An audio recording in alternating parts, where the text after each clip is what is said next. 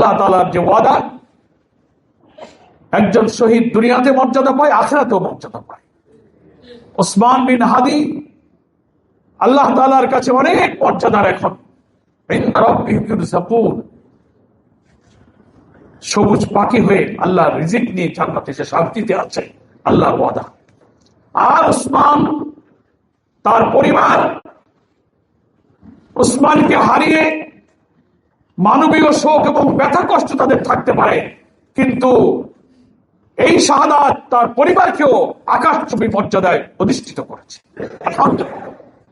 আপনি কল্পনা করতে পারেন, তিনি কোন রাজনৈতিক দল, কোন রাষ্ট্র, কোন ক্ষমতা, কোন পদ পদবী, কোন সরকারি কোন পদে অধিষ্ঠিত কোন একজন ব্যক্তির 32-33 বছরের একটা তরুণ, তার শাহাদাত কি মর্যাদা তাকে দিল। একটা দেশের সরকার প্রধান, সকল বাহিনীর প্রধান, বিদেশের রাষ্ট্রদূত, লক্ষ কোটি সব শ্রেণী পেশার মানুষ, নারী পুরুষ নির্বিশেষে লক্ষ লক্ষ মানুষ কিভাবে তাকে মর্যাদা দিতে এসেছে।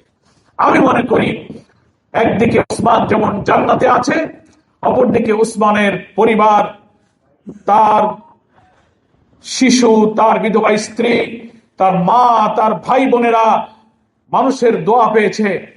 আল্লাহ তাআলা এখানেই তার হায়াতটা এইভাবেই নির্দিষ্ট করে রেখেছিলেন, সে যেভাবেই হোক তার এই নির্দিষ্ট হায়াতে সে চলে যেত। তার এই যার মাধ্যমে আল্লাহ তাআলা তার পরিবারকে জীবিত উসমানের চেয়ে শহীদ উসমানের পরিবার হিসেবে আকাশচুম্বী মর্যাদায় অভিষিক্ত করেছেন।